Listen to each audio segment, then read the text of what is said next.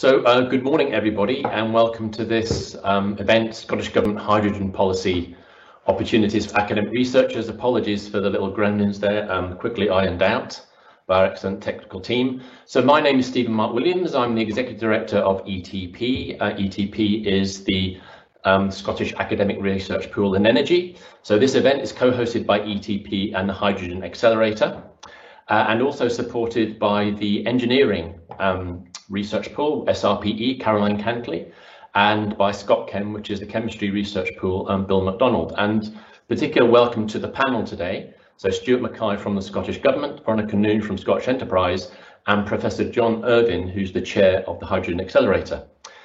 Just to structure the event, it will be in two specific sections. So the first section, about 3/4 of an hour, will be our panel. So the three presenters will be presenting.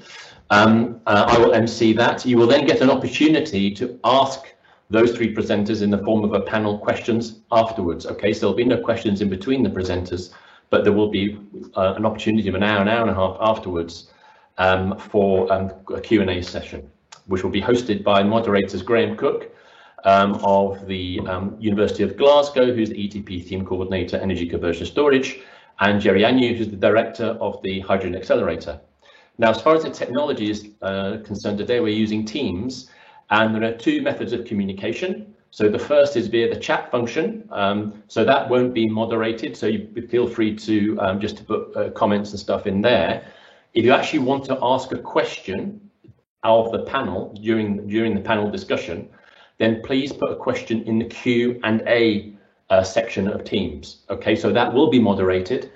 So the two chairs will moderate that and ask questions based on the questions that you pose in the Q&A session. Okay, so that's the way that this particular version of Teams works. So the purpose of the event essentially is to create that connection between Scottish Government and the policy in Scotland and the Scottish academic research base in hydrogen.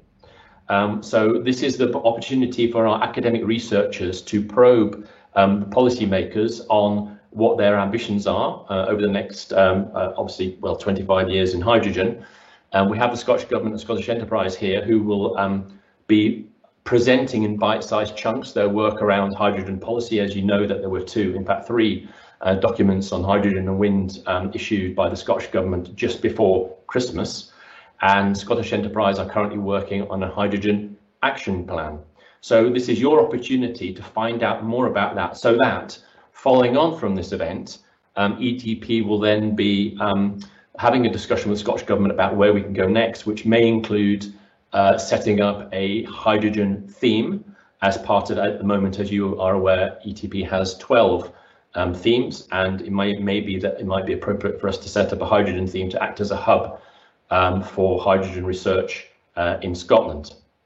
And finally, before we move on to the panel, a couple of parish notices, just to let you know that ETP PhD programme will be running this year. We will expect to put out a call at the end of or beginning of March with a deadline end of May. So please put that into your diaries, run along similar lines, and we'll be hosting a launch webinar for that sometime in the middle of March. And secondly, also the Knowledge Exchange Network. Although hydrogen isn't specifically part of the Knowledge Exchange Network, it isn't a theme within that, we actually have been allowed a certain amount of funding to fund small hydrogen projects along the same lines as the KEN this year. So again, if you have any small hydrogen projects along the same lines as the KEN, so in collaboration with an SME in low carbon, then we'd be happy to hear from you. Right, so without further ado, I would like to introduce our first speaker, Stuart Mackay, who's Head of Hydrogen Policy for the Scottish Government, and we're very happy to have him along. So Stuart, over to you. Thank you very much, Stephen Mark. Can you see my slides? Yes. Okay. Let me just get that full screen.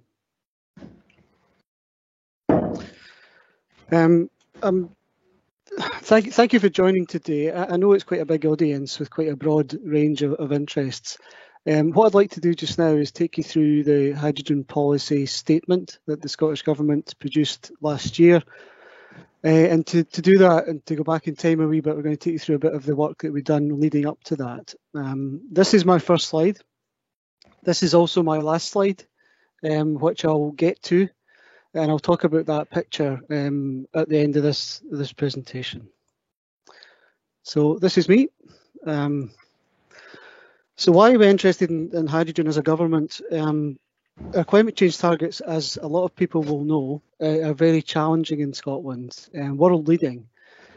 And the most challenging one here that we have is the 2030 target. So 75% reduction by 2030. Very challenging target, but also very exciting too. Because of this, we in the Scottish Government are compelled to move at a really fast pace to deliver the sort of our climate change targets. And we think that we're going to need all the tools in the box. You know, we're going to need renewable energy, we're going to need hydrogen too. And we think hydrogen has a role to play in specific areas. And this is why we've done quite a lot of work in hydrogen in the last sort of 12, 13 months or so. We think that hydrogen can be used as an alternative to natural gas to transfer and store energy, but also to heat homes and buildings. We also think that it's got quite a good potential as a replacement for fossil fuel feedstock in the industrial side of the energy system.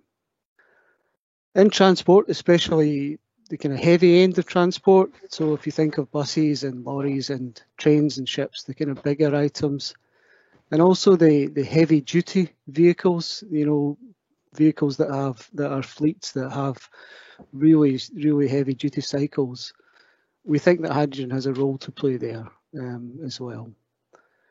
Potentially also for direct power production in the future. That's a wee bit further off, we think, but definitely has a role to play there. And there's a few other things too that I haven't put in here about e-fuels and things like that we can discuss in the sort of later stages of this presentation. We're taking quite a strategic approach to hydrogen. Over the past 10 years or so, the Scottish Government has supported a number of projects. Some of them you'll be aware of. Projects in Orkney, the Aberdeen buses, hydrogen production in Fife. And we're continuing with that trend of supporting these kind of demonstration scale as we go forward. But we're starting to look strategically at, you know, what are the kind of low regrets areas of hydrogen that might adopt things in a bigger way, in a commercial way first. And as you can see in this diagram, this is from our hydrogen assessment report. There are some areas where there are low regrets. So existing hydrogen users, this is, if you think of, you know, what happens in Grangemouth with hydrogen, quite a large hydrogen production. And that is, you know, these are companies that understand hydrogen, understand how to make it, how to use it, how to transport it, and what to do with it. These seem to us to be quite low regret. So that kind of industrial use of hydrogen is something that we're very keen to explore. And fleet and heavy transport, as we're already doing through the Aberdeen buses and the activity at Dundee and Glasgow as well, which John Irvine will be able to talk about a bit more in his presentation, the transport side. There's still a decision to be made in heating for hydrogen, but there is significant demonstration going on, and I'll talk about that too. But there is regulatory things that need to change in order for that to come about. And it's the same case with industrial heat as well. The other kind of right-hand side of this slide is things that we see in the future that if hydrogen scales up appropriately, then the use of hydrogen for power generation and potentially personal transport too. And we're not alone in hydrogen in taking forward this kind of strategic approach. There's hydrogen projects all over the world. I'm sure that the audience today will know many more than I do, but these are some of the key ones here, the key activities. We're also looking at Europe, where there is a lot of activity in Europe, particularly Northern Europe. A lot of projects on the go, a lot of strategies being published from Germany and Spain and Portugal and the Netherlands, you know, and the EU itself. So a lot of activity. This is what we're witnessing. Just focusing on Europe for a minute. This here is you know what we see happening in Europe when we're looking at the activity from governments. So at the top of this, you've got the IEA, which is confirming that there's a lot of momentum in hydrogen, a lot of activities throughout the world as part of the net zero story. The European Union, as you may know, have published their own strategy in the summer last year, with some really quite big strategic objectives there. 6 gigawatts of green hydrogen by 2024 and 40 gigawatts by 2030. So really quite big ambitions there. Germany and France have committed an awful lot of funding towards hydrogen, which is interesting to note. And the UK government themselves, of course, we're talking closely with the UK government, and their strategy was will be published this year, but they've already set a target of 5 gigawatts of low carbon hydrogen by 2030 as part of the 10-point low carbon plan. There's a lot going on in Scotland too. I'm sure a lot of you in the audience today will be aware of these projects here. As you can see, there's clusters of projects happening in Scotland here. This isn't them all, this is just some of them, and we see quite a lot of activity there, which is good to note. These are the things that we've done in the last 12 months. These are the 4 reports that are the kind of foundation of our evidence base. The hydrogen assessment looked at the broad range of hydrogen use in Scotland.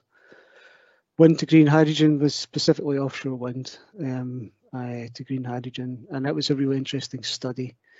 Deep decarbonisation, this is the use of hydrogen in industry.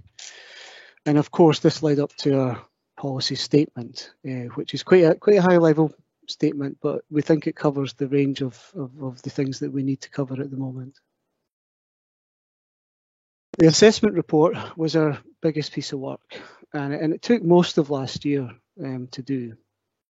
And it was really a system-wide look at hydrogen and Scotland, and how Scotland is suited to hydrogen and the development of a hydrogen economy. And it was a very interesting and useful and worthwhile piece of work. It took us through 3 scenarios, which I'll quickly go through here. So we've got 1, 2, 3. I'll go back to the first one. And these are not predictions. These are just ways that hydrogen economy may develop in Scotland. And in this one, it's kind of small, focused regional play, where we've got blue and green hydrogen being developed at a reasonable scale by 2045. And it's being transported for use in Scotland in various sectors. There's tanker transport, but also some small geological storage as well. And this is distributed through local networks. This next scenario scales up quite a bit, where we have the same sort of uses of hydrogen in Scotland, but we've also got this export potential to the rest of the UK because we're producing more than we actually need. And this is where the export sort of side of things economically comes into play, which seems to be quite a promising future for Scotland if we can make this happen. Again, we've got blue hydrogen and green hydrogen here. And as you can see, 46 terawatt hours there, it's quite a lot of hydrogen developing by 2045, and 20 terawatt hours of that going down south to export to the rest of the UK to help them with their net zero targets. an even bigger ambition here, where we have this big international export focus for Scotland. And this is really ramping up here in 2045 in this model, where we've got 126 terawatt hours of green hydrogen. I haven't featured blue hydrogen in this because it doesn't seem to be, at this point, an attractive proposition to export blue hydrogen, but that may develop in future. But in terms of green hydrogen here, we've got a really large amount of hydrogen being produced in Scotland and exported abroad, but also used locally as well. But with all scenarios, we, as you know, the truth is somewhere in the middle here. So what we can see developing is a mixture of all of these scenarios. We've got kind of regional growth, we've got an export opportunity, and quite big domestic use of hydrogen going forward. And this is how we're taking forward our action plan. So the policy statement, this was published in December. I hope you've had a chance to read it. This is the kind of key takeaways from the policy side, that what it does is, for the first time, it gives us a public view of hydrogen, and it's a supportive view. So the Scottish Government supports the strategic growth of a strong hydrogen economy in Scotland. So we think that this could be good for Scotland, the hydrogen economy, in many different ways. In order to sort of keep momentum going, we've set an ambition of 5 gigawatts of renewable and low carbon hydrogen, that's blue and green, by 2030. 5 gigawatts is a lot of hydrogen. We think it's about 27 terawatt hours, a mixture of blue and green. So it's a fair amount of hydrogen, and an even bigger ambition, 25 gigawatts by 2045. Some of that will be exported, as I mentioned earlier. Some of it will be used domestically. We've also, in order to make this advance and accelerate, we've committed £100 million of funding towards the development of the hydrogen economy in Scotland, and that's over the next 5 years. That's 2021 to 2026. We support blue and green hydrogen and the development of both, which is, I think it's very important to note that. Because we have the ability, we think the capability, the resources to produce both, which is, we're in quite a limited group of countries that can do that, actually. And this means that it's linked to carbon capture storage, which is very important for blue hydrogen, essential for that to come online too. And again, what I've mentioned there is that we continue to support the demonstration of hydrogen and deployment in smaller scale, and hopefully moving into commercial scale over the next 5 years. Some examples of the things that we've done over the last couple of months, actually, very recent investments.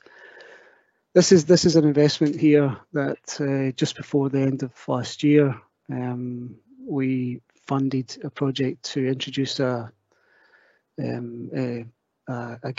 hydrogen gas engine at the airport at Kirkwall, producing electricity to overcome the sort of grid issues that they have there.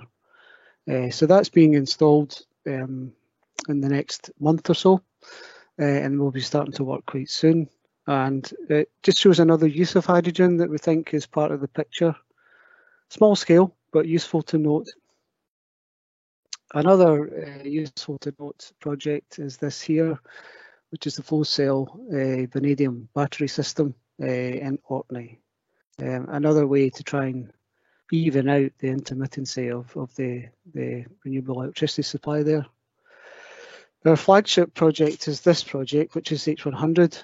This is a £27 million project, and it's to build a hydrogen network, 100% green network, hydrogen for heating for homes. And it's about 300 homes there, I think just a wee bit more than that. And this is now a live project, fully funded. Scottish Government have funded about 7 million, 6.9 million to be exact. The other funders are Ofgem and the other gas operators as well. So that's in Leavenmouth, it's in Fife, connected to the ORE catapult wind turbine there, that's just off the shore. Another couple of examples of research that we've kicked off this year is the LOC shipping study. This is examining how to transport hydrogen long distances by ship. And what it will do is it will do a cost appraisal of the different methods that you can use to transport hydrogen, as ammonia, as LOHC, and we'll get some sort of cost analysis of that. Another piece of work is a work between France and Scotland on engineering solutions to offshore hydrogen production. This is production offshore, using offshore wind. And we're also very closely engaging with the Scottish Science Advisory Council. And of course, yourselves here, ETP, very well regarded institute, and very keen to continue close collaboration with ETP. Our action plan, so the hydrogen policy statement delivered in December, our action plan will be delivered this year. The action plan will be more dynamic, and it will set out the things that we're going to do to make the policy statement happen. I suppose that's the way to think of it. So it's a more dynamic, action-focused report, and it will be able to sort of marshal our resources together to achieve what we want to achieve. Very important part of the action plan will be the Scottish supply chain and engaging them to make sure that Scottish content is delivered through this ambition. And Veronica will talk about that a bit more. That's more Veronica's area of expertise than mine. And this is the ambition that we set out. This is our public ambition set out in the policy statement. It's to be a leading hydrogen nation, and I'm sure you've seen that already. And what we want to do in order to do that is to become the producer of lowest cost hydrogen in Europe by 2045. So it's quite a big ambition, and it's very much focused on playing a role internationally as an exporter of hydrogen, but also we will use hydrogen to decarbonise our own system too, where it's appropriate.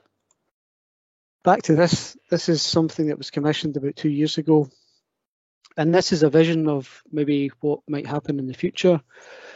In this diagram, you've got offshore wind, which is dedicated offshore wind in this diagram. It doesn't have to be that way, but just for the purposes of this kind of vision, dedicated offshore wind, supplying a large electrolyser plant, which is producing large-scale hydrogen.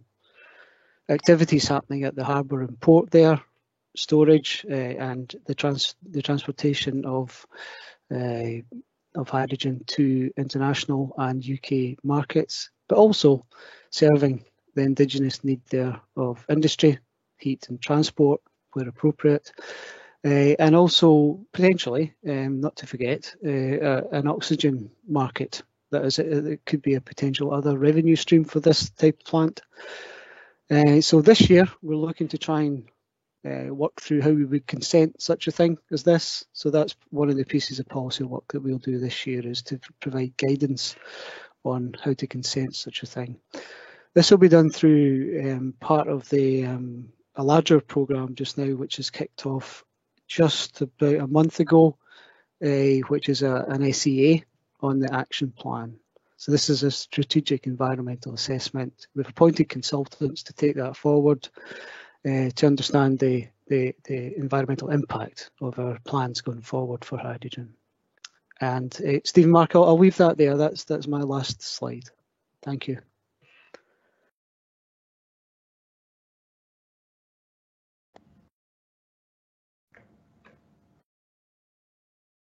Okay, thank you for that, Stuart. So again, I'll underline that if you want to ask questions of the panel, could you please put them in the Q&A session, and we will ask the questions at that time. So thank you for Stuart. So now we'll move on to Veronica Noon. So Veronica is Head of Energy Strategy at the Scottish Enterprise. So Veronica, over to you. Hi.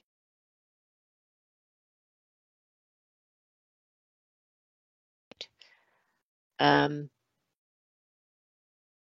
I'm just going to try and, so, okay, that's great.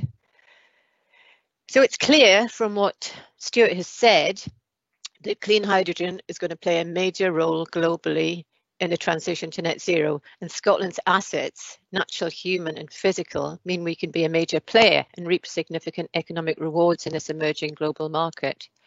So now with the hydrogen policy statement published and the action plan in development, we have strong context and motivation to move our own SE and enterprise agencies programmes onto maximising the economic impact of the broader Scottish Government activity. We've also seen UK Government's 10-point plan and can expect to see the UK hydrogen strategy later this year. It's also important to note, Stuart has, that other countries are really gearing up. So Germany has €9 billion over the next decade committed to developing hydrogen, and France 7 billion. And this is going to create opportunities, but also clearly competition. So this presentation describes the opportunity at a high level and sets out how the opportunity might be seized and the steps we need to take before looking at the supply chain opportunities, which I have to say is a work in progress. We're working on it. Next slide, please. So Stuart has covered this. All I really want to say is that the enterprise agencies have been very much involved in helping with the evidence base that provided the input to the policy statement and are already very much engaged in the action plan. Next slide, please.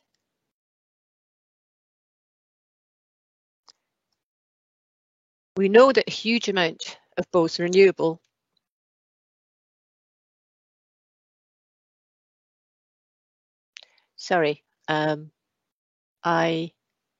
just a second. Got a message in telling me something's not going quite right. Okay. It's going fine, Veronica, don't worry. Okay, we've moved on a little bit too fast in terms of the slides. I need to go back to number 3. And yes, so we know that we're going to need a huge amount of renewable and clean energy to decarbonise energy use as we move to 2045. We also know that we need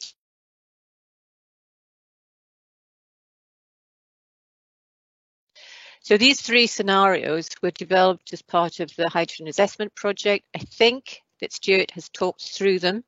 They've been modelled to illustrate how Scotland could develop a future hydrogen economy, and they help to contextualise the uses of hydrogen in our energy systems and the opportunities for Scotland as a potential key exporter of large-scale green hydrogen to the rest of UK and Europe. The report concludes that this could result in new industrial opportunities of a significant scale.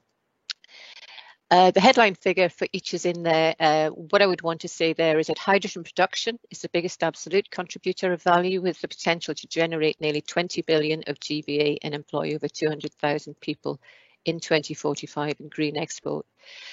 By this date, offshore hydrogen production is by far the biggest contributor of value in both hydrogen economy and green export, reflecting the rapid rollout of capacity and the relatively high value added per unit of output. Next slide, please.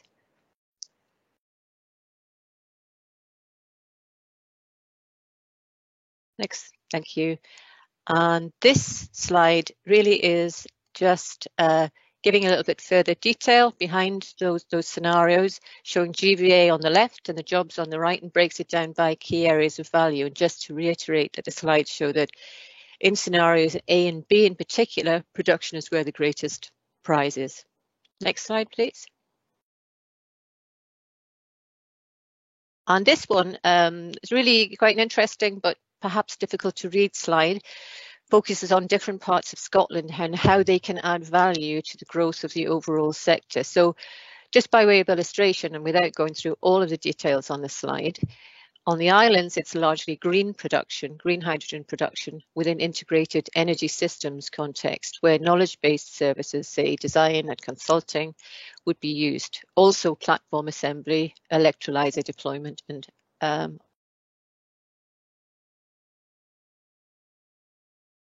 SMR, steam methane reforming, deployment and operation, manufacturing, balance of plant, electrolyser assembly, bus assembly, transport and heat hub. In Aberdeen, where there's a huge amount of activity currently, it's blue and green production, so SMR and electrolyser deployment and operation and offshore servicing, transport and heat hub, so on. Next slide, please. And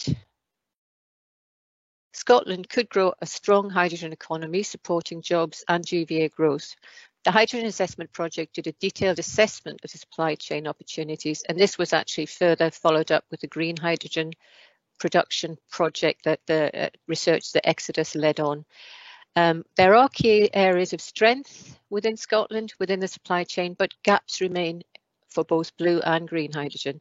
And this will need to be addressed to really get most value from this sector. Grasping the opportunity, though, it was going to mean a hell of a lot of coordination of effort across industry and government to bring all of the moving parts together. And we would need a clear strategy and a clear ambition. It's going to require going beyond the many pilot projects, some of which Stuart's talked about there, to building projects that are commercial and scalable. And these projects have been pioneering, but they've taken a lot of public sector investment, and we need to bring private sector investment into this. They continue, however, to be important to help build supply chain capability and capacity. Hydrogen is not the answer everywhere.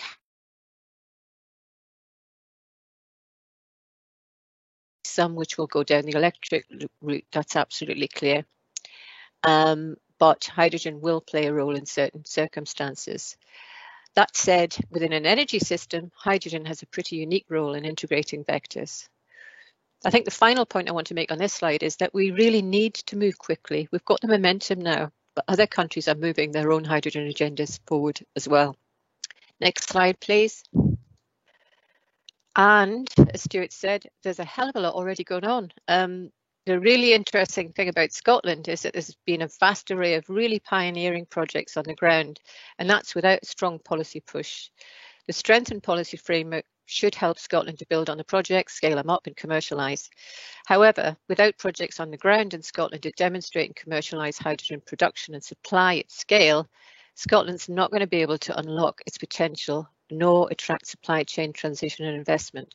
So it's critical that in the 2020s, we deliver projects and collaboration opportunities for our companies, as well as demonstrate our intent for large-scale production of hydrogen in the longer term, in order to attract investment and a global market presence as an energy centre of excellence. Next slide, please. Just going to skip that one because I've been over some of that already, and I know that Stuart has talked about it. This slide gives a sense of the journey. There's a lot of existing activity. There's a really good, strong ecosystem out there. This gives a broad sweep of the activity already underway, some of which is already focused on the growth of this sector, and some that needs to be steered further towards the pursuit of a hydrogen economy. But we need our supply chains and academia to be part of the journey. Scottish academia has played a huge role in supporting the national energy mix and agenda, and is currently conducting some world-leading academic research in hydrogen, including the HyStor PAW, which is looking at storage potential in old gas seams, and the Hydrogen Accelerator, which obviously at St Andrews you're all very aware of, is about bringing together universities, public sector and industry. Next slide, please. This heat cluster map has been drawn from the green hydrogen work that I mentioned earlier, and I know that Stuart mentioned as well. This gives a picture of where some of our strengths are in this particular area and some of our weaknesses. In order to get the complete picture, we need a similar one looking at blue hydrogen production, including CCUS. We need one that looks at large-scale hydrogen storage, domestic distribution, and hydrogen for heat. And so to make that picture complete, this just gives an illustration of some of the mapping work that we've been doing, some of the research that we've been doing. There's other work underway. So the CCSA is leading on a piece of work currently, which will give us much more on the blue hydrogen supply chain as well. And our work over the next few months will be very much about mapping this further and beginning the strong engagement work that we need to do between ourselves in the enterprise agencies, OGTC, one in Aberdeen, and various other agencies. And next slide, please. I thought I would actually show you this slide. I think this is going to be of some interest to you. Our partners at OGTC are looking at a net zero North Sea basin and are looking at technologies which will help to achieve this. Their focus is on the technological challenges facing floating offshore wind, variable and robust cabling systems, for instance, and integration. Hydrogen production, looking at transport and storage challenges, looking at barriers and alternatives to batteries and hydrogen production, and CCUS technology challenges, looking at modular.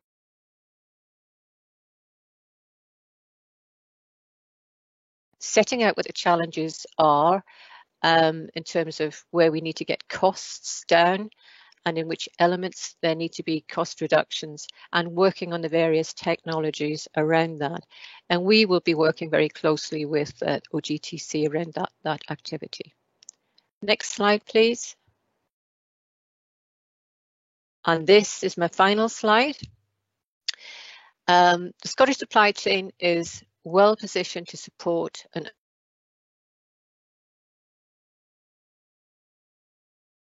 steady pipeline of hydrogen developments over the next decade is going to be absolutely key to ensuring the development of an indigenous supply chain so that Scotland is ready to deliver and take advantage of full commercial deployment. As I said, we're working further on mapping the supply chain, and we need to do that in some depth, but we've got really quite a lot already around green hydrogen supply chain. In order to embed and grow the Scottish supply chain, we need demonstrator projects and energy hubs to accelerate.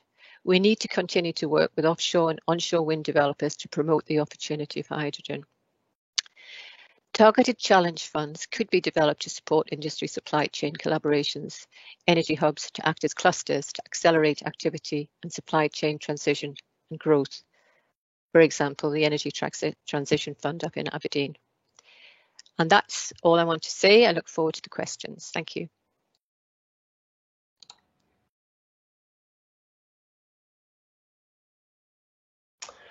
Right, thank you very much for that, Veronica. Our final panelist, Professor John Irvine, is the chair of the Hydrogen Accelerator.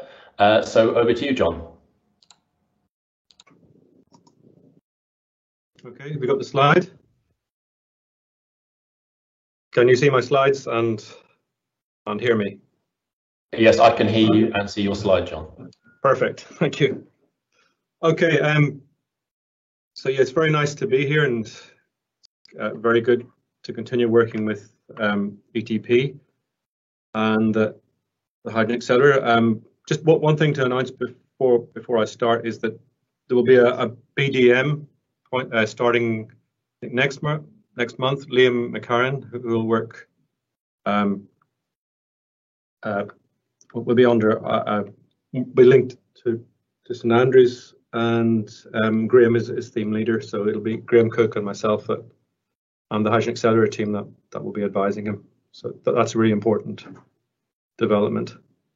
So I'm going to talk about hydrogen now, and about the Hydrogen Accelerator. So a lot of you may still be wondering what the Hydrogen Accelerator is, and it's really an enabler. It's trying to make things happen. We're here to help academia, policy, companies get together and do things. That's kind of apt because if you ask what is hydrogen, well, it's on its own. It's not really that brilliant for it. It's not an objective in itself, but the reason hydrogen is so important is it is an enabler. And there are many things we can do much better with hydrogen, and that's why we need to focus on it. So in the talk, I'll explain a little bit about what Hydrogen Accelerator has done since it started about 9 months ago. Key part of that is you kind of see how complex everything is and how interconnected. And really, it's really important that you can deliver a full ecosystem because if you push just one part of the jigsaw, it's not going to go anywhere. And to make things happen really quickly in Scotland, we need to pull these things together and do them in parallel. And we can build very fast. I think that there's huge activity, huge interest, and it just seems to accelerate exponentially. And at the end, I will just come back to academic challenge and what I think we should be doing, and just lead into the questions. So the Hydrogen Accelerator is here to facilitate realisation of Scotland's hydrogen future. We're going to provide expertise, mentoring and support, either from our own officers, our own team, or very importantly, we will link into academic support to help government and companies develop projects. We'll be a good point of contact to help coordinate Scotland's initiatives on the ground.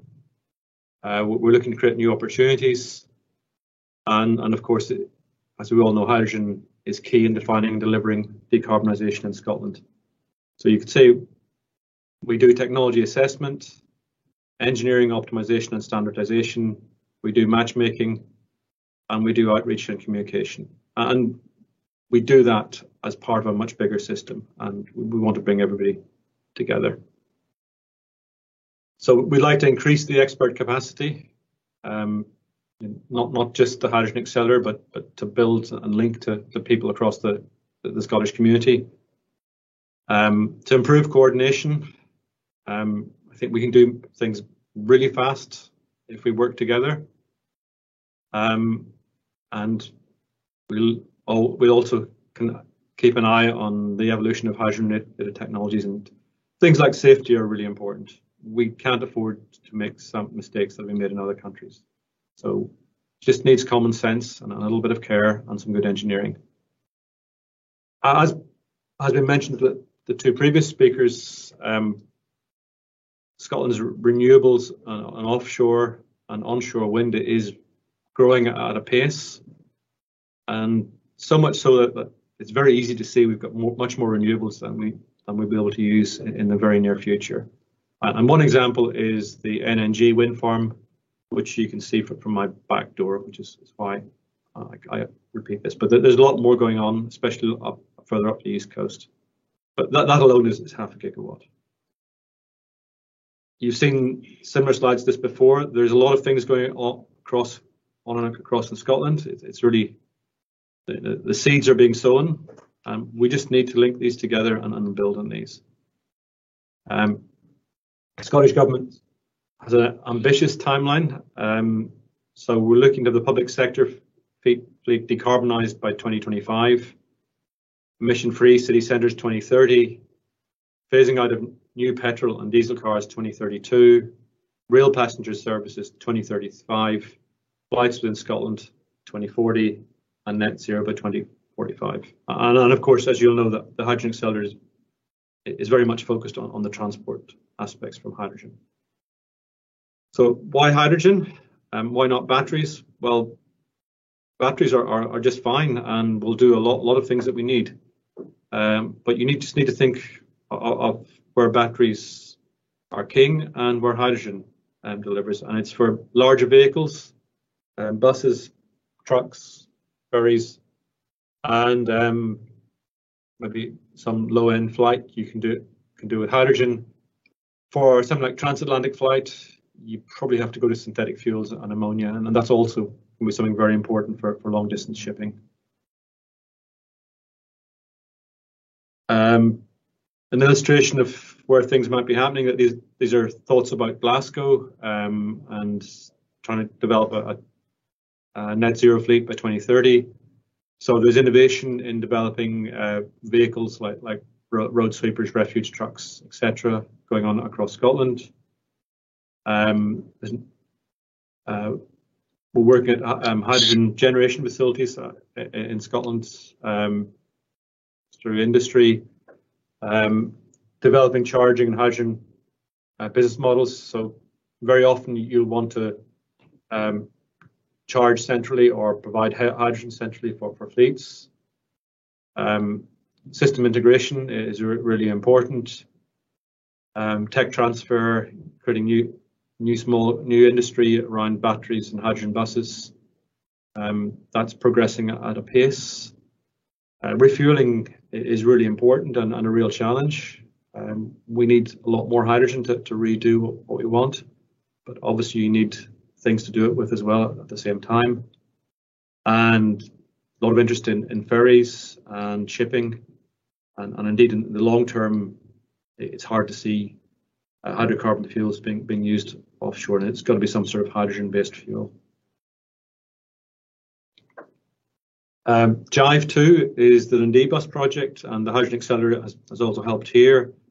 For example, helping with the techno-economic assessments, and contracts are being signed, and this is now moving forward. There's a European support.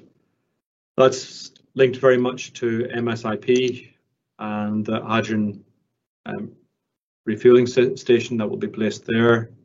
There are 2 megawatt wind turbines linked to that, and very often you'd want to see local renewables and hydrogen production for transport applications. Again, is green hydrogen something that within Scotland is really important, and I think globally it's very highly recognised that green hydrogen would be ideal if we can manage it. Another thing related to MSAP that we're developing is a proposal for a vehicle testing facility, so to enable development of battery electric and hydrogen powertrains. And you will rarely see a hydrogen vehicle that doesn't have a major battery drive. So these two technologies are used to get together. Then something that we've been able to enable is the Accelerator has led the delivery of a contract on a zero emission train, and this is the one of the carriages going to Bowness, and you can see the Kelpies in the background, and some Glasgow artwork on its way to, which I think looks quite good actually. The objectives of the train is to show that we can do it and create a supply chain.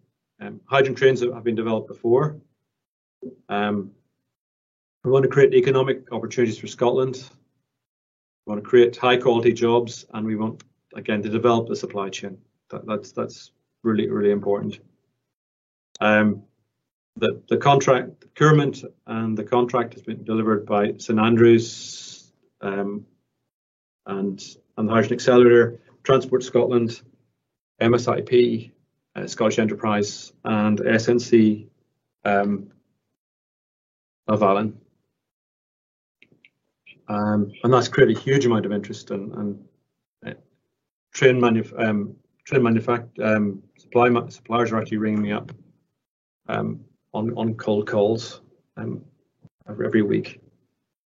The zero emission train itself has been delivered by Arcola Energy, who are leading and designing it. I think it's fair to say that they have a Scottish focus. I don't want to give full details of that, but that will become very apparent very soon, exactly what that is. Arup are providing specialist rail engineering expertise. Avid Risk Consulting are looking at compliance and health and safety, and Aegis on third-party safety certification and compliance. So if you think about trains, only 28% of Scotland's rail tracks are electrified, and those are obviously the busiest lines. But we need to either electrify more lines or battery or hydrogen lines, and there's about half a dozen lines that are too remote and difficult that will have to be hydrogen. So Ben Todd is here on the left, and this is helping us deliver our environmental strategy. So coming to the main points of what I think we need to look at is, one thing that's really important is to have a whole systems approach. And this is split a little bit to fleets, but it goes much beyond that. So you've got generation, you've got transport, integration and investment, You need charging, you need skills, refueling. Manufacturing is really important. There's huge opportunities for developing industries to manufacture, and these things will happen where hydrogen projects are being delivered successfully and sensibly. There's a lot of jobs in this sector, a lot of them in maintenance and warranty. Like a lot of renewable energies, there's actually a lot more employment available locally. Clean energy will create more jobs than was in the fossil energy economy. Maybe not in some areas, but generally across the country and across the world, renewables and low carbon are much better for employment. And then just looking at research challenges. So this is my day job. It's looking at research and green hydrogen. We need lots and lots and lots of green hydrogen. We need to have this at scale. We need to manufacture the capability. We need to improve efficiency, because cost is king. You need to be competing with diesel, and durability is very much part of that. Storage is key. Subsea, geological containers. Chemistry is really important, probably just as important as engineering. So chemical storage in terms of, say, ammonia. There's a Scottish project on organic hydrogen carrier, Scottish government project on organic hydrogen carriers, something that's been around for most of my lifetime. Methanol.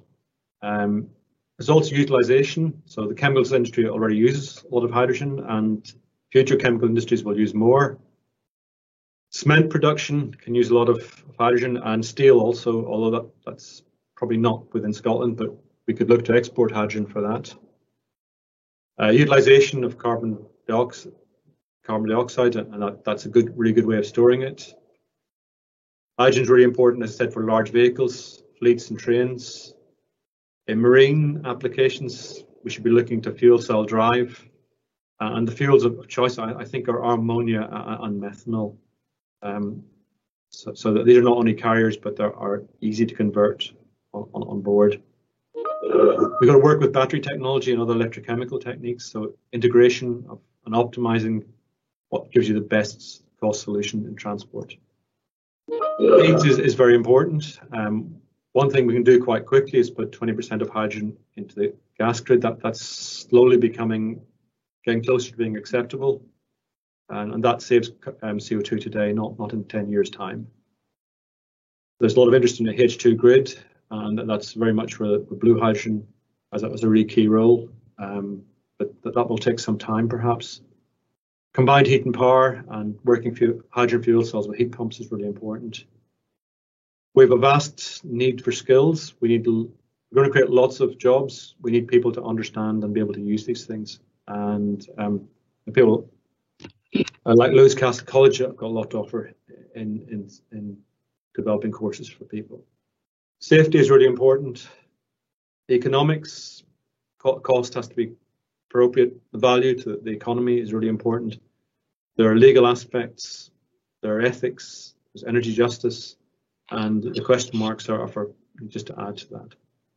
And just to close, say a little bit more about who Hydrogen Accelerator are. We're a collaboration between St Andrews and Strathclyde, strongly supported by Eden and PNDC. Our masters are Transport Scotland, who we respond to. And we try to feed through to industry, public sector, research institutions, and especially to academic experts. And we're here to facilitate and enable.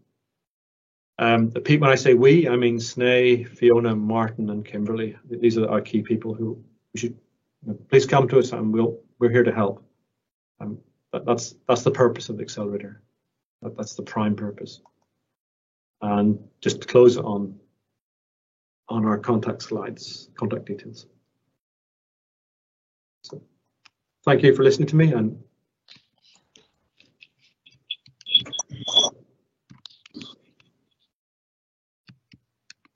great, thank you very much for that, John, for that overview. So without further ado then, we're going to just in a minute move over to the panel. Just to remind you, if you would like to ask a question of the panel, to please put your question into the Q&A section of Teams. We already have about half a dozen questions ready to go. So it will be Graham and Jerry who will be moderating and asking the questions. So they will read the questions in the Q&A session and then directly ask the panelists those questions which I think are most appropriate. So in that respect, over to you, Graham and Jerry. Thank you very much, Stephen, Mark, and thank you to all of the speakers this morning. It's been absolutely fantastic. Thank you. Okay, so quite a lot of questions have already come in. So the first one really is, will the slides be made available after the event? I assume that's the case, but I guess the speakers need to confirm that. Yeah, the speakers have already confirmed, so it's just a question of logistics. I think that's fine. Okay, shall I then ask the next one? So the first question then would be, could Stuart expand on the reasons as to why hydrogen with CCS made in Scotland would not be competitive for exports, or that's how it's worded? So yeah, thanks, Jerry. Thanks for that question. It's a really good question, actually. And it's not really a case of being competitive. It's a case of where we're seeing the demand, so or lack of. So Germany is a good example where the concentration there and the focus is on green hydrogen for import. They will accept blue, it seems, but you have to look pretty deep into that strategy to find out that line. So I think there are reasons why it's really the demand side that's saying that they would prefer green hydrogen. We do realise that blue hydrogen will potentially be cheaper. Okay. Another question for you, Stuart, I think. So how do you define low cost? Well, for us, it's lowest cost is what we're trying to achieve, and lowest cost is in comparison to what the competitors. So other countries are also trying to develop export strategies for hydrogen. The figure that is often quoted is £2 per kilo for green hydrogen delivered. That's delivered at the quayside. Our hydrogen, our work on the offshore to green hydrogen study, looked at that and it concluded that could be achieved in certain circumstances by about 2030. So that's a kind of rule of thumb that people are going for at the moment. Personally, I think that will have to be a bit lower than that, to be honest. And scale is really important. I think just as John mentioned there, the scale in Scotland is, the potential is to go really big. So that will drive down costs, we hope. There's a lot of efficiencies that need to happen with electrolyzers too, and how these systems integrate. And maybe we can get into that discussion a bit later. The takeaway from our stakeholders that I always quote is that electrolyzers, if they are currently VHS, they need to get to Netflix version very quickly, very big. Okay, thank you. Great. Okay. So go ahead, Graham. Is that right? Thank you for a good talk, Stuart, from one of our questioners. And what's the approximate timescale for the hydrogen action plan? It will be post-election. So we have an election this year in Scotland, as everyone will know. Very difficult to get that delivered before election. So post-election, so that's pushing into May, June time frame. But not that much later. So in civil service, we call that summer. So I think summer is the answer. Not autumn, summer. I think this next question is for the whole panel, I think. Do you see Scotland including any other pathways for producing hydrogen, such as the gasification of biomass?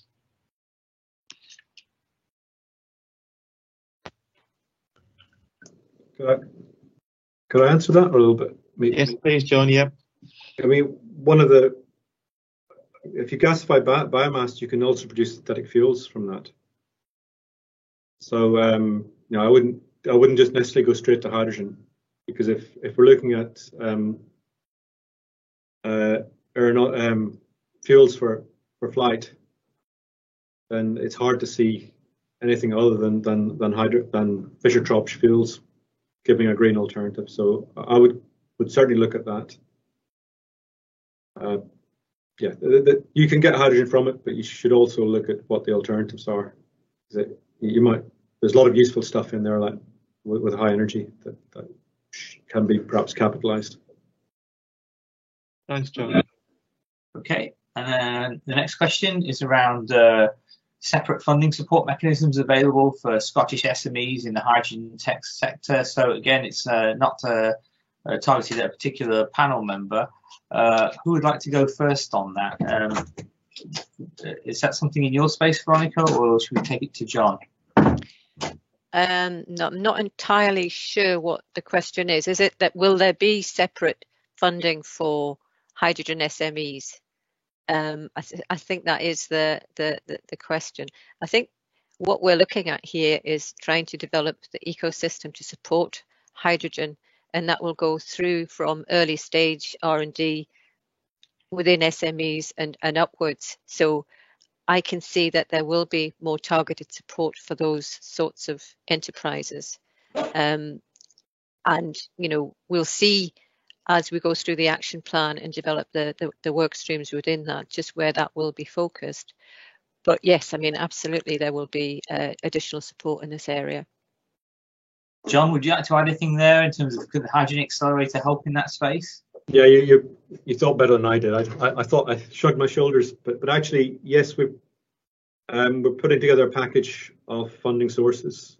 So Kim Tweedy in particular will be sharing funding opportunities and collating those, and there are other sources as well you can get that, such as PNDC. But Kimberly would be a good person to speak to.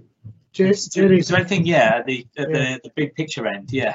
Yeah. So can I just add to what the other panelists have said and agree? In my experience of funding hydrogen projects over the past, quite a few years, I've never come across a single, a project that isn't a collaboration. So the way that these things seem to be working, in my view, is that, in my experience, is that there are collaborations that go forward between a number of SMEs and perhaps a bigger player. I think that will continue, but I think we also need to make sure that when we're designing our financial instruments, that we don't leave out SMEs as well, because they will play an important role, particularly regionally. And I think that's something that as we are shaping our funding landscape going forward, we'll make sure that that's a part of that. Great. Okay, great. Thanks. So I think the next question follows on from the previous discussion about collaborators, and it probably goes out to Steve and Mark, this particular question. How do you get industrial collaborators for applying for ETP funds? So the best thing to do is, if you have a project in mind, is just to connect with us. So at the moment, if you're talking specifically about hydrogen, then at the moment that would kind of fall within the energy conversion and storage theme. And as John Irvin has just mentioned, we have a new energy conversion and storage business development manager who starts on the 1st of March, I believe, John, in St Andrews. So that would be the first port of call. We have a database of around 600 SMEs in ETP who we have worked with. So if that's what you're looking for to be matched with a company, I'm sure we could do that. But I'm sure also that John's organisation, anyway, Hydrogen Accelerator, could probably help you.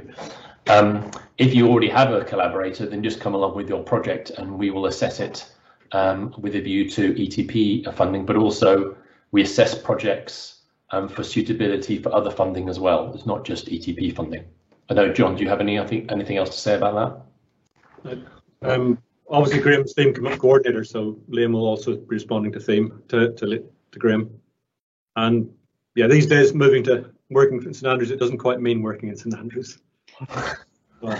He'll still be in Glasgow for a while, I think. Right.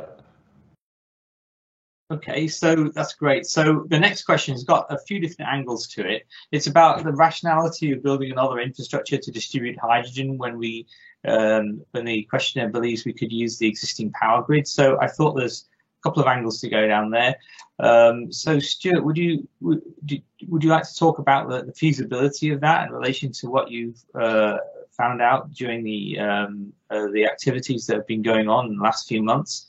And then after that, we'll pass on to Veronica to ask about the enthusiasm of the capability to put a distribution in place from the Scottish supply chain. But Stuart, if you wanted to kick off, that would be great.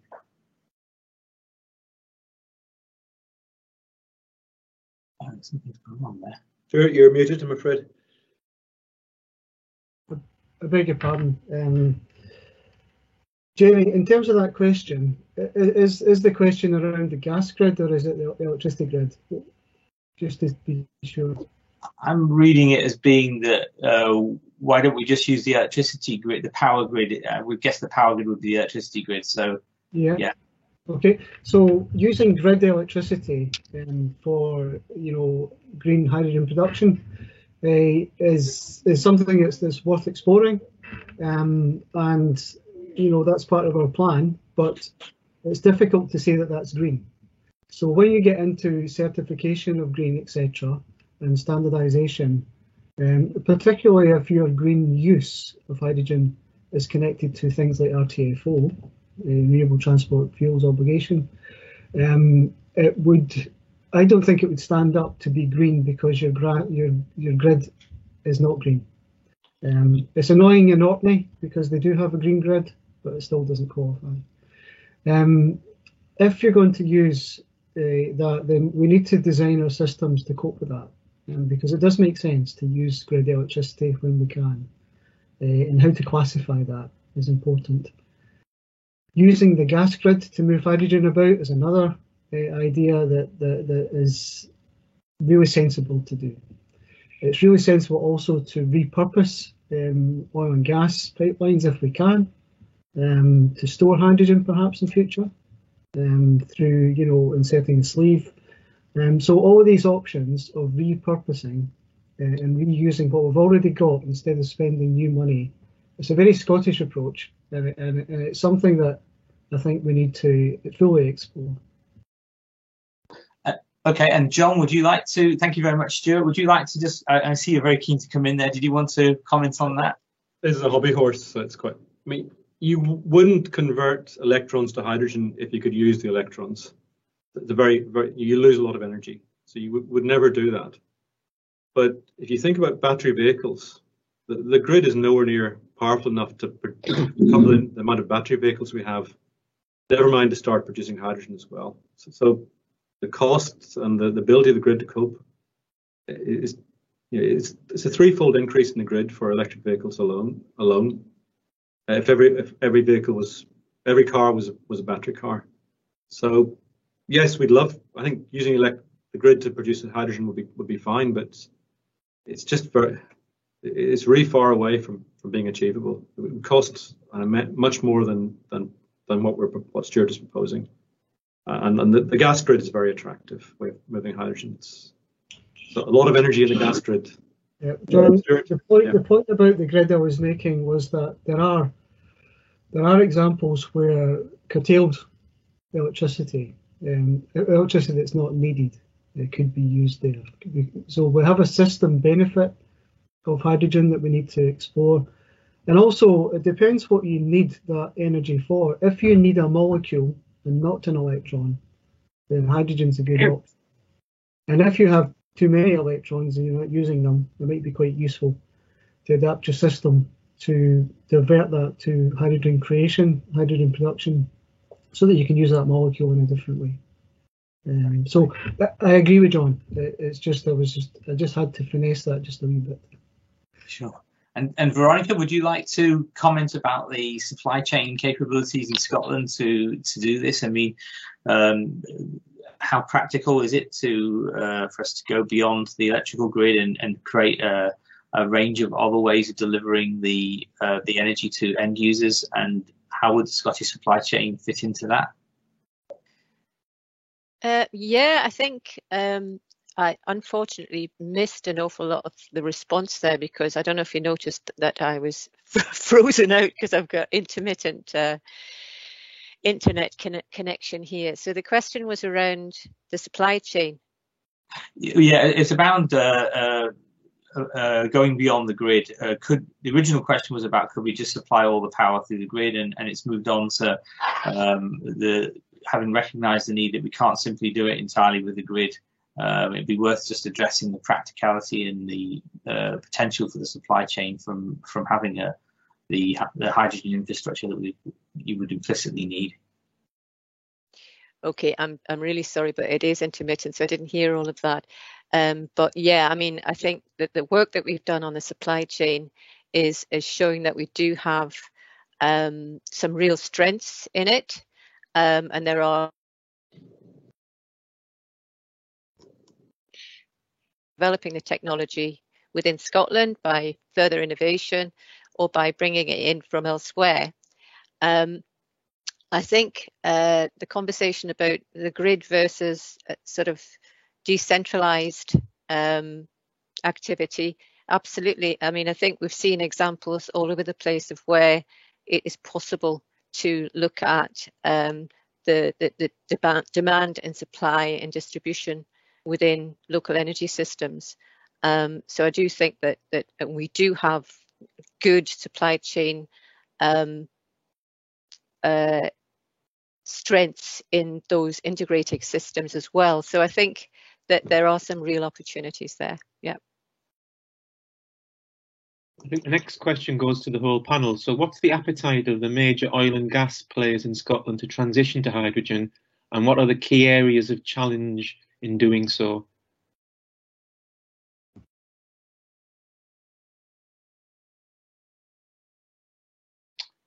Stuart, I think you're on mute, Stuart.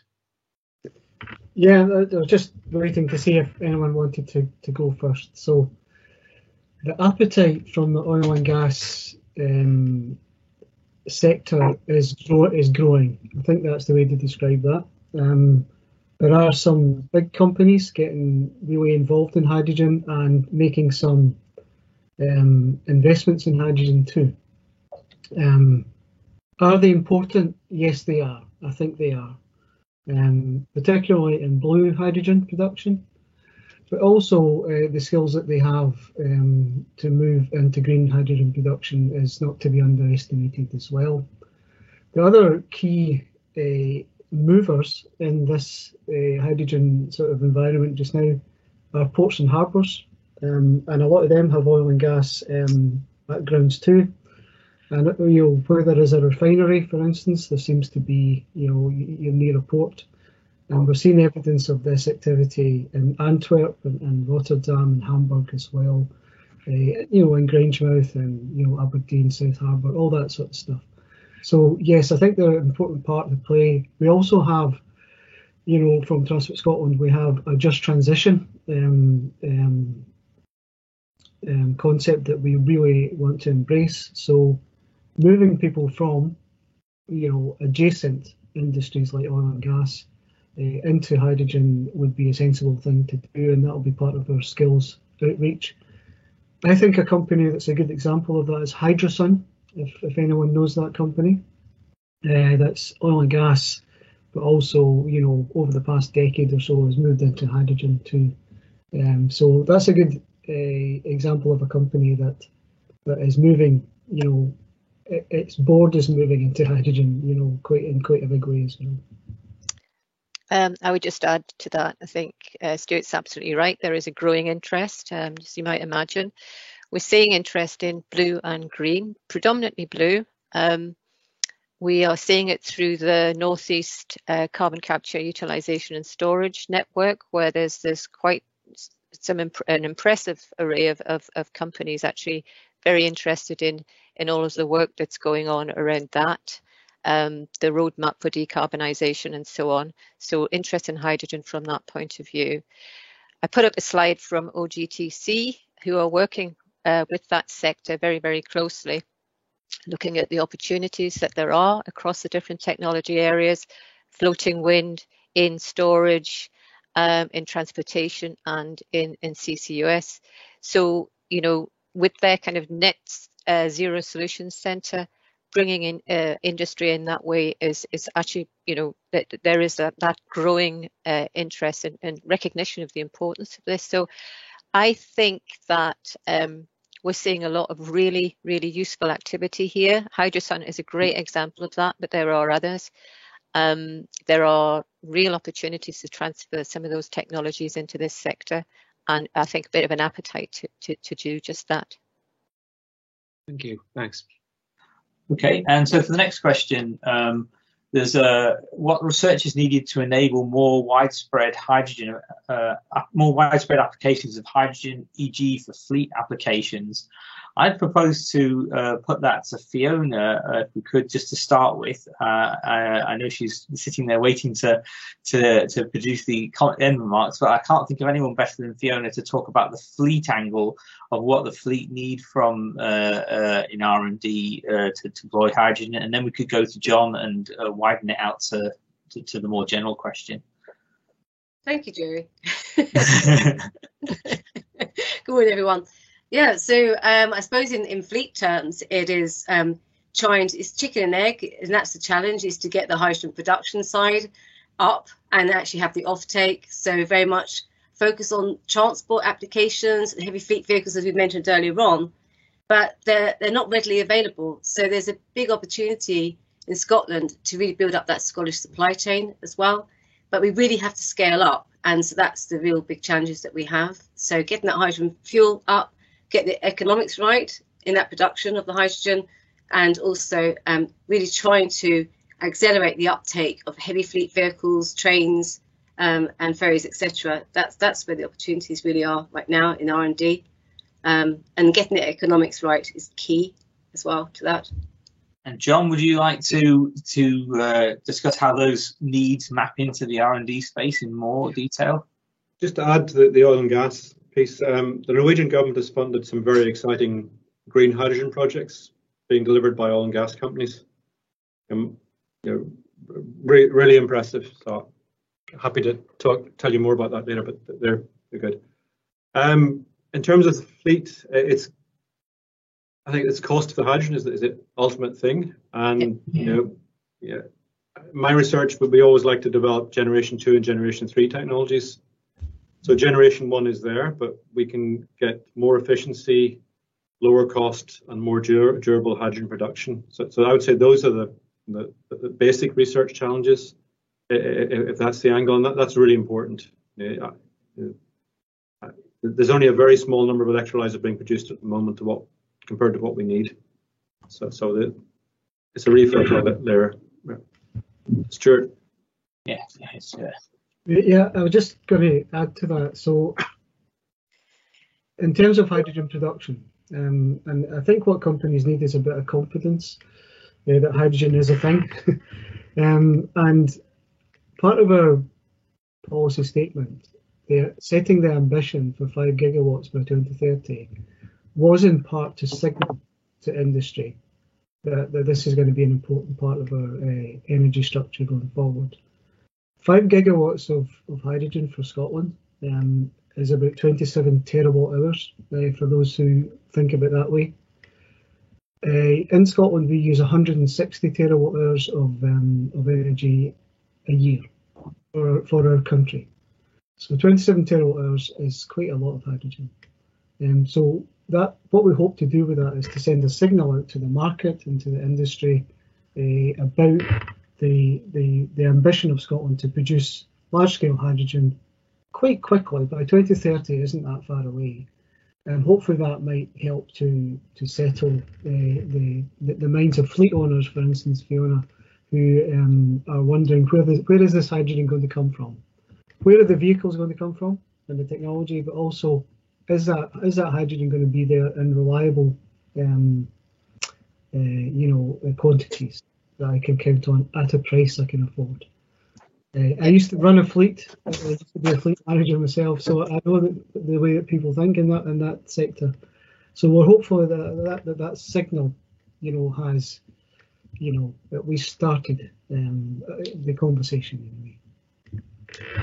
Great, thanks very much, Stuart. Did you want to add anything there, Veronica? Yeah, again, I think that the research areas absolutely have been covered there. And the signals that Stuart has talked about are really, really important. The other thing I wanted to mention was, I suppose it's Nigel Holmes' mantra, is we've been doing a hell of a lot in the last few years, developing some real pioneering projects on the ground that are looking at demand and supply at the same time.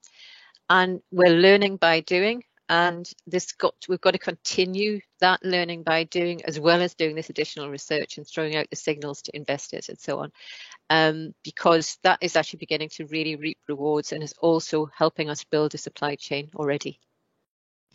Jerry, can I just come in on one other point there?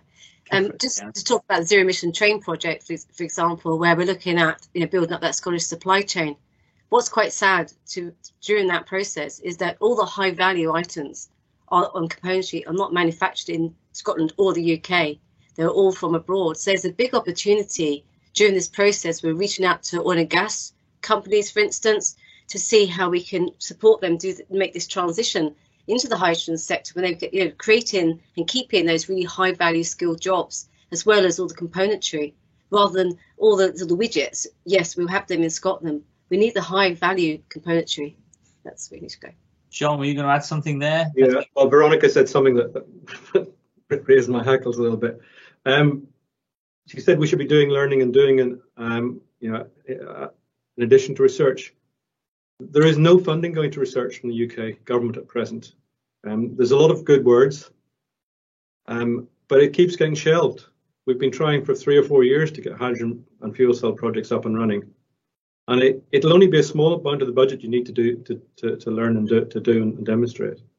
But especially if Stuart and his team can just keep reminding the government that it's not jam tomorrow. Research needs to be done early. And it is hurting a lot in the academic community that there's been a history of hydrogen. From several years ago, there was the US government downplayed hydrogen against batteries, and we haven't really moved out of that in the UK funding scheme. So it's really tough to get funding to do the hydrogen research that we want, and I'm sure all the academics on the call would agree with me that it's, compared to batteries, it's 1% of the funding. Okay. Oh, Steve, yeah. Stephen Mark, do you want to chip in there?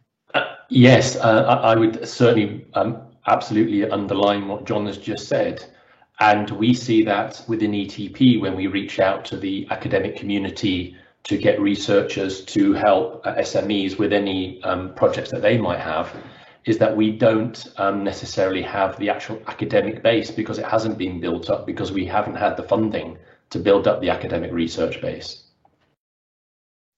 That's very useful, Stephen. Thank you.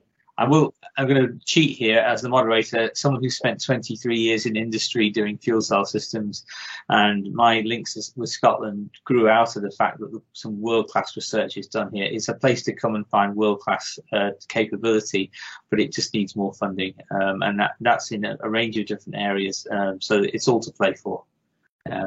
Okay, Graham. Okay, thanks. So the next question probably goes for John. So should more emphasis be given to power to X concepts where the hydrogen can be used in conjunction with carbon capture to produce fuels and chemicals?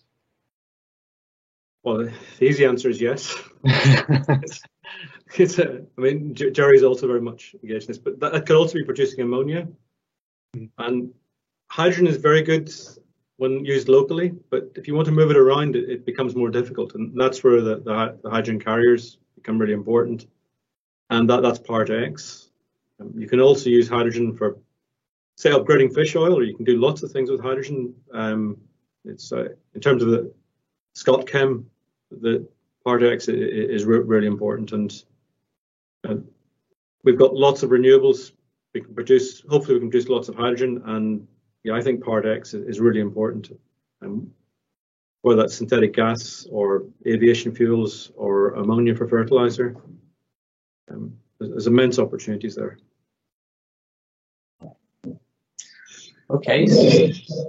So the next question is quite a complicated one. It might be worth breaking into a couple of chunks. So the first part of it is around where there are more rural areas in Scotland that, as John suggested, would be too difficult to bring electrification to. Does the panel expect that, for example, in places like Highland and Islands or Dumfries and Galloway, will they be more reliant on hydrogen-based solutions as opposed to electrification? And we'll tackle the second part in a moment about the skills that come with that. So first of all, do you see a regional difference in priority for hydrogen? Maybe could we start that with Stuart? Would you be willing to tackle that first? Yes, Jerry, thank you. I think John's point, going back to John's point, is the best way to use hydrogen is to use it in situ. So if you create it, if you need it where you create it, that saves you a lot of complications of transporting hydrogen and transforming it into things like ammonia, to do that, which is additional energy. But I think it's needed in some areas. So from the islands' point of view, Scotland's we have quite a wealth of these kind of different types of communities and characteristics to explore. So we've got remote and isolated places in Scotland with low population density, but quite a high opportunity to create a lot of renewable energy. So not a lot of people, a lot of wind, and what you can do with hydrogen is different from what you can do with renewable electricity. So you can create hydrogen there, and those centres could export hydrogen and help the economy locally, or they could turn that hydrogen to use for heat and for transport and perhaps ferries as well. So we have an opportunity in Scotland to take this approach. A lot of countries don't have this variety of different sort of areas, so we can do this in Scotland. And we're very keen to explore these things. And we see a lot of projects coming forward in the islands looking at that very thing. So we're, assessing those and, looking at what we can do there. So I think it is a big opportunity for Scotland, is to show what can happen regionally, almost energy independence for these island areas. Orkney is a good example, but also Lewis and, there's lots of other places too. There's a lot to explore. Great, thanks very much, Stuart. Veronica, would you like to add something to that, perhaps around the second half of the question, which I'll read out now, which is, and how could reskilling / apprenticeships in rural areas be supported? So this might fit in very much with developing the supply chain. So would you be willing to comment on that, Veronica? Is that something you could speak to at all? I don't think she can hear us quite right. Oh, fortunately not. I think you're right, Fiona. Stuart, let's take it back to you then. Sorry, just while Veronica's sorting out the issues there. I'm back. Yeah, I was just going to say. But carry on, because I didn't hear the question. So carry on, Stuart. There was a report that was done about a year ago on the situation at Orkney and the hydrogen investments that happened there and the local economic effect, particularly on young apprentices and skills and jobs, etc. And it was quite complimentary, actually. I'll try and dig it out and forward it to you guys so that you can put it in this kind of legacy chat here. But what it showed was that there was quite a key retention of local young people in jobs, particularly engineering, sort of high value jobs related to the hydrogen opportunity. So it was a really good case study. I'll try and find that and circulate it. But it was really encouraging from a hydrogen policy point of view, that those investments in Orkney that have been done over the years have retained people there, local people with good jobs. So it's really encouraging what happened. Great. Thank you very much, Stuart. I'll just try and take that back to Veronica, if you can hear me. So the first part was around the regional difference in need for hydrogen, and the second part around reskilling and apprenticeships in rural areas that could be supported on the back of this. Be able to get that? Yeah, no, I think on the geography question, there have been, as Stuart says, lots of projects out there that the islands have really moved ahead with hydrogen. And we're going to see it play out, electrification and hydrogen, play out in different ways in different areas and different regions. And I think that's what the energy strategy said. And that is what's happening. But things like, decisions around the gas grid will start to influence how we deal with the gas grid and how we use hydrogen. They are really going to have quite a big impact on the kind of regional distribution of this. So I think, yes, and we are going to see more where hydrogen is produced, where it is where it's going to be used as well because of the transport issues. On the skills front, there is quite a lot happening at the moment anyway with the Skills Action Plan, looking at the different opportunities that there are within the hydrogen and electrification sectors. Also looking at the transfer of oil and gas skills to these areas as well. So absolutely, and there will be some niche apprenticeship schemes in the way that Stuart's talked as well, because I think there will be some specialisms required in certain areas. But the SDS, Scottish Government, are alive to the need to actually do quite a lot around the skills area. So absolutely, there'll be attention focused on those sorts of skills. Great, thank you very much. John, did you want to add anything there at all about skills and training, or? Yeah, I just come back. Ian Bryden was a great exponent of tidal energy, and he recommended buying property in the remote areas, because if you look at where all the big cities are, they're built around sources of energy, whether it's coal or rivers. So you could think that there's great opportunity in the remote areas. The house prices are still cheap.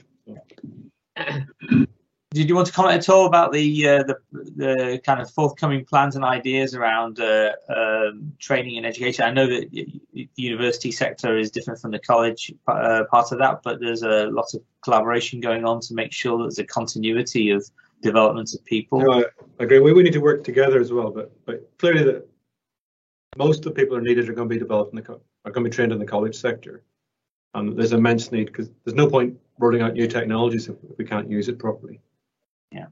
So there's a number of discussions going around. MSIP, Cromarty, and Lewis Castle College are all quite exercised about developing skills in hydrogen and perhaps batteries as well, actually. There's not so much skills in electric vehicles as we need. There's a nice package there. And we're seeing those collaborative partnerships coming up in places like Aberdeen as well, where they're looking at apprenticeships, and they are pulling together industry with organisations like the Offshore Renewables Energy Centre and OGTC to really try and look across at where those skills are required. So collaboration is absolutely key. Great. Thank you very much, Monica. Graham. Okay, thanks, Jerry.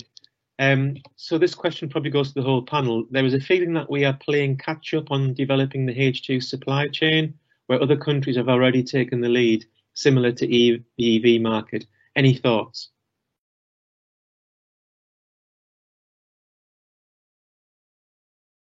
It's a bit like the carrot's egg. I think it's good in parts. I don't think we're that far off the mark, really. I mean, Germany obviously is very good. California is very good. But I'm not. I think it's still to play for, and it's a really important point. But I don't think we're. Yeah, we need to keep exercising and develop this. But it's not. I don't think we're by any means off the radar at present. I was just going to add to that. I agree with John. I don't think we're behind the pace yet. So I think we've demonstrated an awful lot in Scotland, and we are swift to move on these demonstration projects and fund them. We've done quite a lot of that, evidenced over the years. The trick now is to get commercial scale hydrogen production underway. Setting the ambition of the 5 gigawatts, we hope, sends a signal, as I mentioned earlier. That target and that ambition gigawatts is the same ambition that Germany has, a much bigger country, much more industrialized base, much bigger energy use. So we are already kind of punching above our weight in that way, but obviously we think that we can export a lot of the hydrogen that we produce. So I think the task in front of us now is to keep the pace and momentum going. This is why we've got this £100 million of funding circled to accelerate the hydrogen economy in Scotland in all these different ways. But what it comes down to for me is production and moving that forward at a low cost as we can, and moving that into the production. All the offtakes of hydrogen, you know, it's a complex picture, but it all comes down to two things for me: blue and green hydrogen being produced in Scotland at scale. So this will be a big focus for us, and other countries will be doing the same thing, we think. So it's quite good to be in company, that we're not, you know, going alone. But there is a feeling of competition coming up for the export of hydrogen with other countries, to be honest. So, but I think we're on track at the moment. We're you know, there's more to be done, obviously. I think that's probably back to you then, Jerry. Great. Okay. Thanks very much, Graham. So this one's quite a specific and technical one. I'm not sure who to pass it to, so I'll leave it to on a voluntary basis. How suitable is Scotland for geological storage?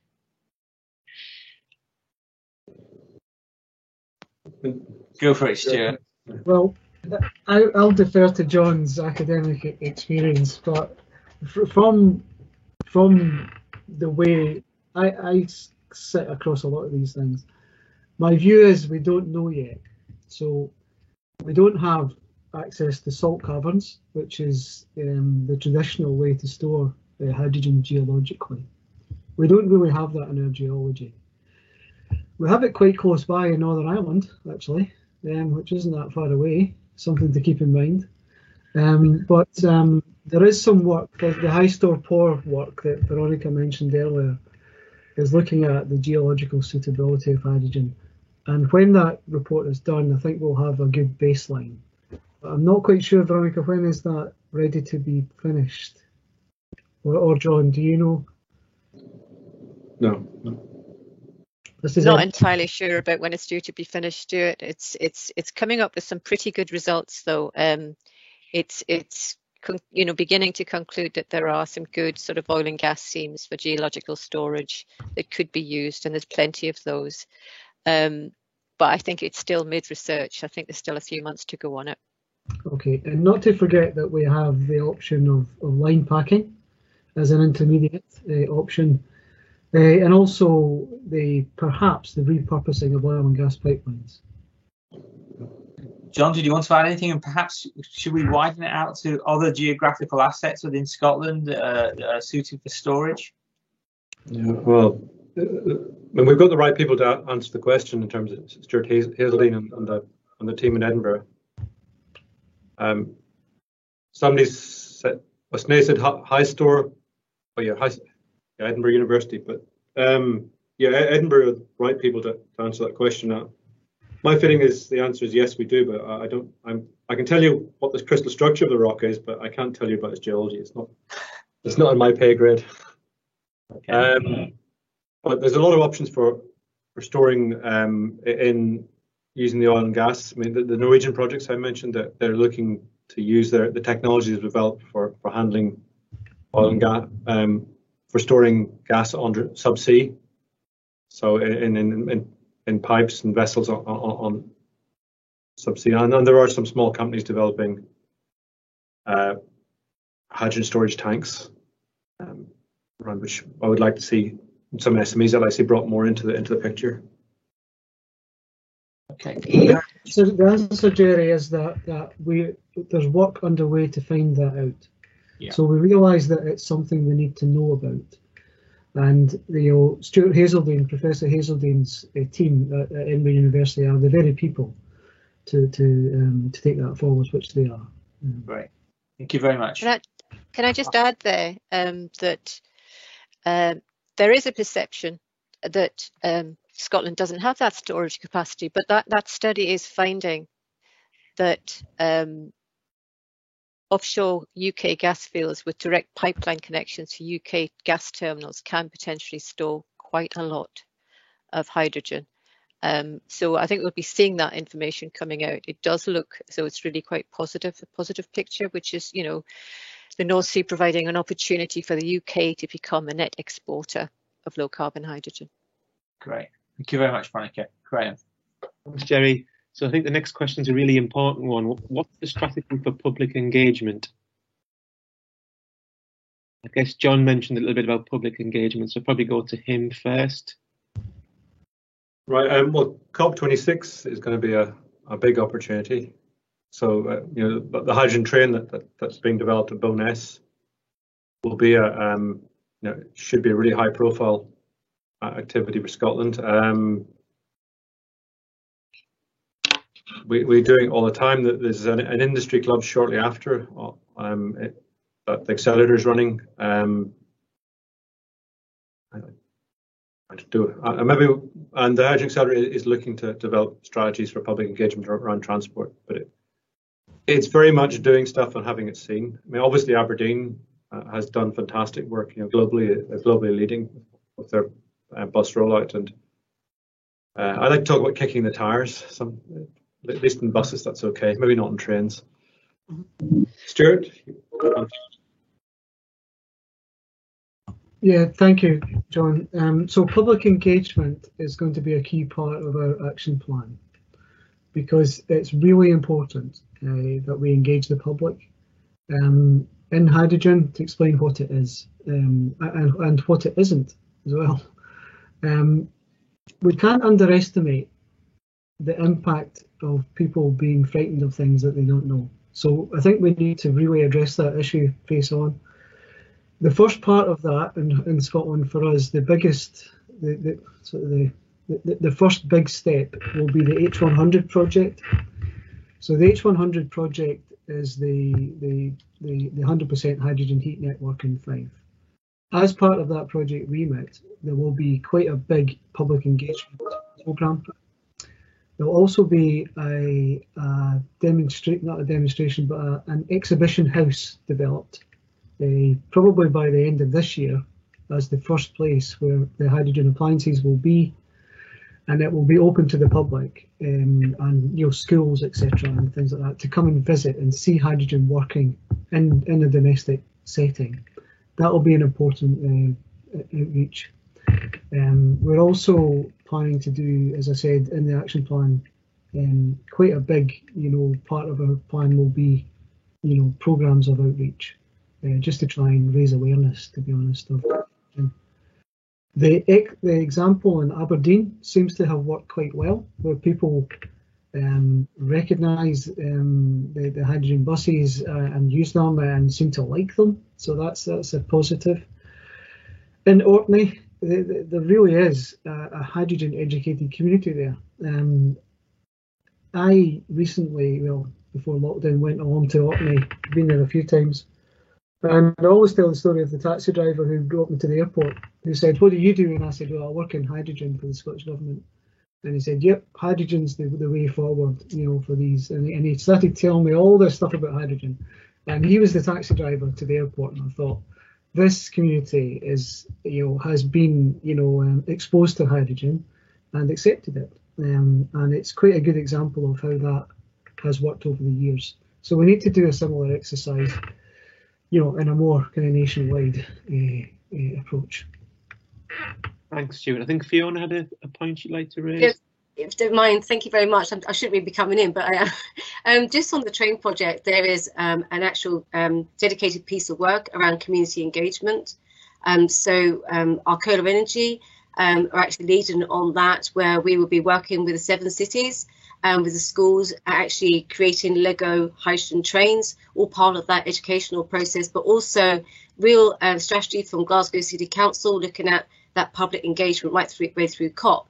But part of all the projects that we're developing across the cities and regions, there's going to be that public engagement, which is absolutely pivotal to dispel the myths and really, and just say educate, that sounds patronising, but to really to let citizens actually understand what we're actually doing, because that's so important to get those really positive messages out there as well. And Stuart's right, Aberdeen buses, people used to wait to get on the hydrogen bus when it was coming through rather than the fossil bus. So, you know, times are changing, yeah.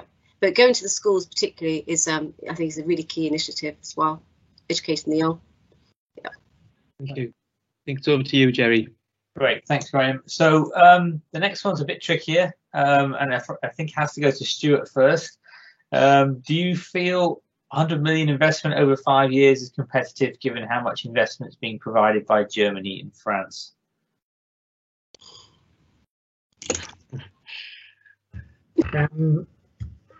If you look at what Germany are doing, Germany and France are doing different things. So they've developed a national hydrogen strategy with huge amounts of money. We don't have that, obviously, but we're picking a strategy that suits Scotland.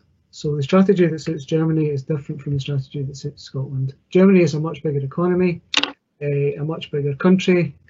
And the way that it's tackling its hydrogen development is in industry. So they've chosen industrial uses of hydrogen as the way that they will focus this. So they're very clear about what they want to do, and they have, you know, appropriately funded that. France is a bit different again. So France has quite a big nuclear fleet, as you know, and you know, hydrogen from nuclear is called yellow hydrogen. And that's a key feature of their strategy going forward too. So we've got a different strategy, which is focused to the resources that we have, which are oil and gas skills, the production of gas and methane, using that to produce blue hydrogen, and offshore wind. So we're trying to tie hydrogen to all these things. But I think 100 million is a significant amount of money for Scotland and for what we need to do in the next 5 years. And just to bear in mind that that is a 5-year programme, and we'll have to continue to develop that going forward as well. Thank you very much, Stuart. Pass you back to you, Graham. Now, so we can... Thanks, Jerry. Do you see a role for small-scale hydrogen production and the development perhaps of fleets or off-grid scenarios? I guess that goes to the whole panel, I think, that one. Yeah, it sounds, I mean, looking at distributed transport, any sort of hydrogen refueling, it's quite likely to run off 1 or 2 megawatts. So, yeah, absolutely. I think the interesting thing is this is what we're seeing now, you know, is the distributed decentralized small-scale hydrogen production. So yeah, absolutely. I think we partly answered this question earlier on as well, didn't we? Yeah. I think that's true, Graham. I think that small green will be first, then maybe a large blue, then large green. In the timeline, in my mind, that's the way these things develop. Okay. Back to you, Jerry.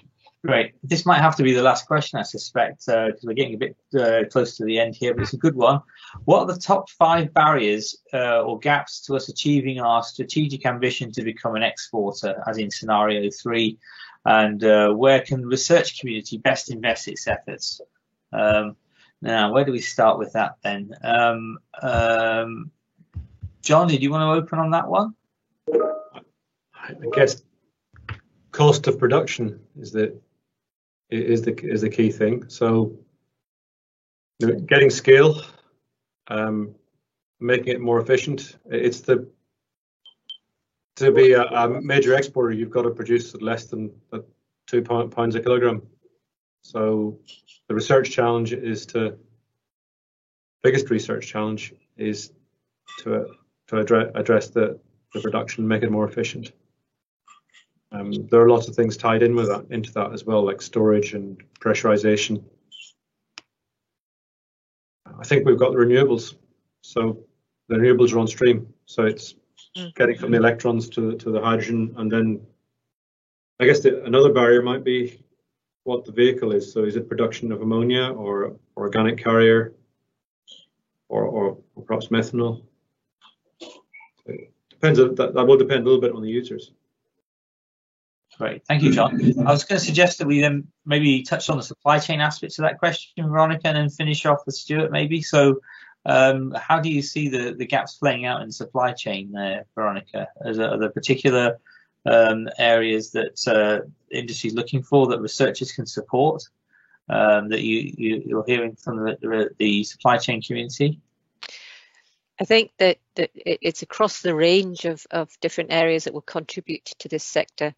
So offshore renewables as well as onshore renewables are going to be key. Floating wind is going to be key, but we need to get the costs down.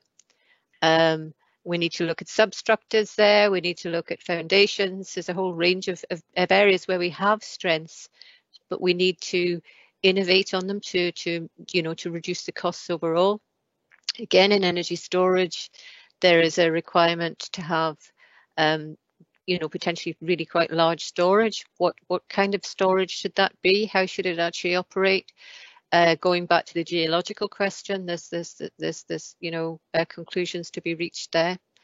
And in terms of the network infrastructure, there are a number of things that we have.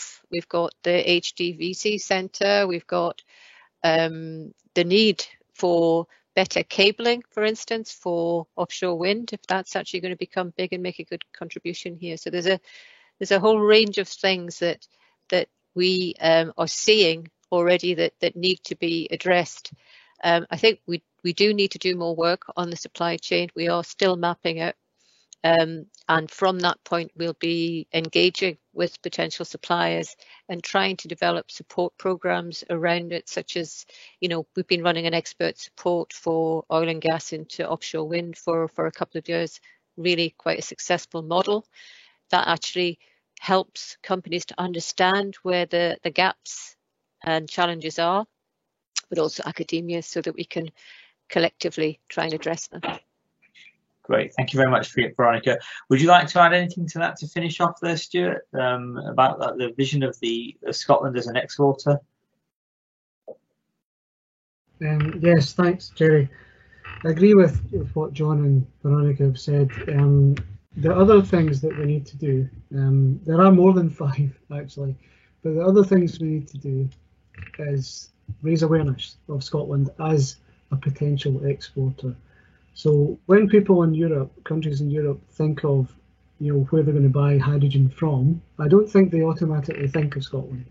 So we need to change that view, and we're doing quite a lot of international collaboration through our Berlin office and through our Brussels and Paris hubs as well, raising the prospect of importing hydrogen from Scotland and viewing Scotland as a place where that can happen. And making them aware of our policy statement. This has also been quite a lot of ministerial engagement as well over the past wee while, and I think it will continue through the year. The cost of production is key, just as John said. Cost of production is a key focus. Integration of the systems needs to happen. It's not an easy thing. So offshore wind and onshore wind integrating into hydrogen production, we need to understand the interface there and the smart systems to make that work. They're not readily available, and we need to look at that.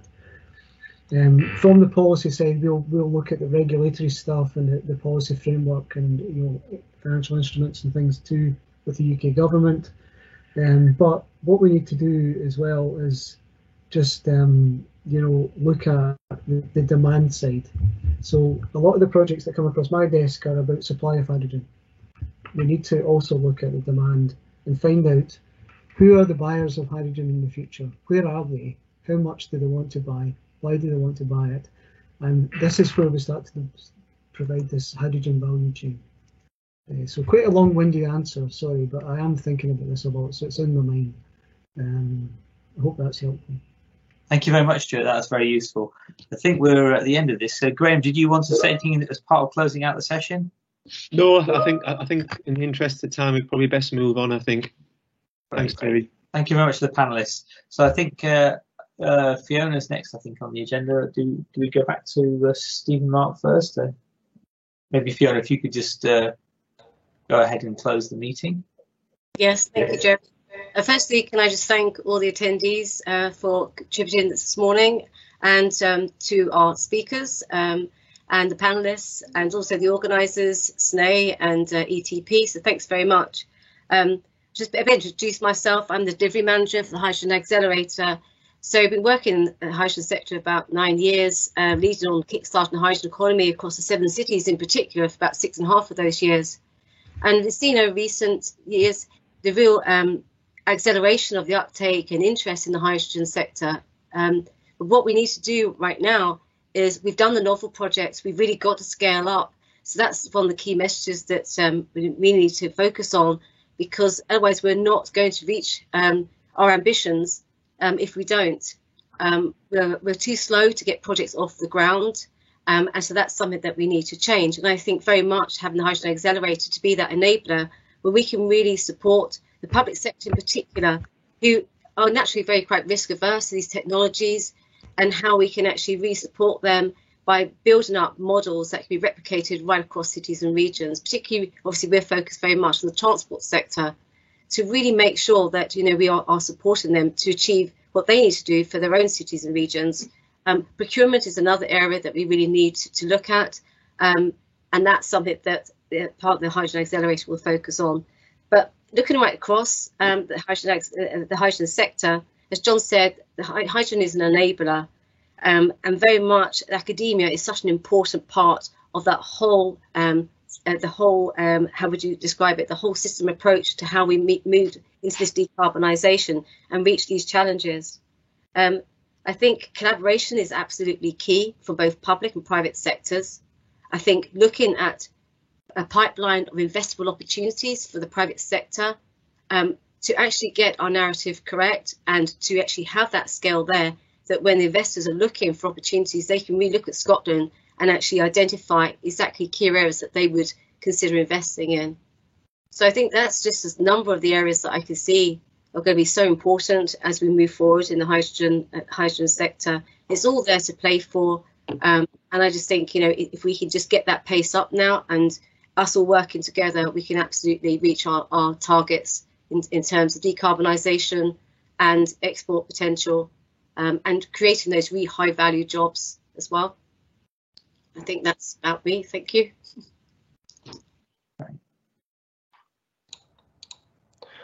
Okay, so shall I just close up then? Yeah. So just thank you to everybody. Thanks from ETP, Hydrogen Accelerator. We'll be open for any questions, comments and so on. The presentations will be made available soon. I think there is a transcript of the questions, so we'll be looking through those and seeing if we can ask them directly. But finally, just thank you for everybody. Thanks for coming along, and watch this space. And goodbye.